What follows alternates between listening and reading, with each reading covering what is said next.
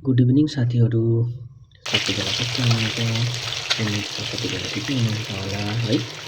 आज चाहिँ मैले कति दिन बाद बङ्गाली स्टाइलमा अन्डा करी बनाउँदैछु अनि तपाईँहरू हेर्न सक्नुहुन्छ है। कति दिन मैले टाइम पाएको छुइनँ भिडियोहरू बनाउनु अनि खानाहरू बनाउनु पनि टाइम पाएको छुइनँ, किनकि आजकल ड्युटी मर्निङ सिफ्ट अनि इभिनिङ सिफ्ट हुन्छ। त्यही कारण चाहिँ खाना बनाउनु टाइम पाएको छैन। बेचारा मेरो वाइफै बनाउनुहुन्छ जहिले पनि। सो आज चाहिँ अलिकति टाइम निकालेर अन्डा करी खानु मन लागेको थियो भनेर अन्डा करी बनाउँदैछु। अनि तपाईँहरू हेर्नुहोस्, एकदम सिम्पल अनि बेसी मसलादार पनि होइन, सादा खालके। अनि त्यो आलु चाहिँ तपाईँको के गरेको भन्दाखेरि काँचै आलु काटेर त्यस्तो मजाले कसाएर मजाले कसाएर अन्डा हालेर ग्रेभी बनाऊँ सोचेर तपाईँले हेर्नु सक्नुहुन्छ। काँचा आलु हाल्यो, यो सोपेर एकछिन मजाले यो गर्नुपर्छ, कसाउनुपर्छ। अन्त कसाइकन त्यो अन्डा चाहिँ हाल्नु पर्यो माथिबाट। अन्त तपाईँले हेर्नु सक्नुहुन्छ कसरी बनाउँदैछु। तर टेस्टी हुन्छ है, कस्तो मिठो पनि हुन्छ। तपाईँहरू पनि घरमा एकपल्ट ट्राई गर्दा थाहा हुन्छ नि कस्तो मिठो हुन्छ भनेर।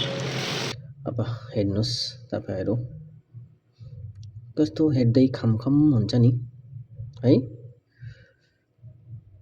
मलाई चाहिँ त्यति नेपाली आउँदैन है, के भन्छ भर्खर नेपाली सिक्दैछु। अलिअलि चाहिँ गल्ती हुन्छ मेरोबाट।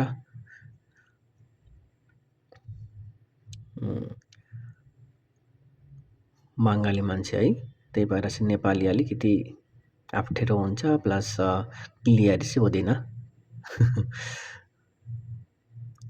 यता अन्डा हाल्यो, अहिले अन्डासँग आलु चाहिँ मजाले कसाउनु पर्यो। अब कसाएर अलिकति पानी हालेर कसाउनु पर्छ भनेर पानी हाल्यो।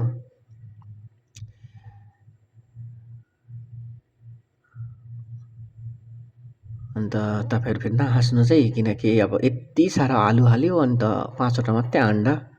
अब हामी 5जना मात्रै छौँ भनेर कि 5वटा मात्रै अन्डा हाल्यो हो।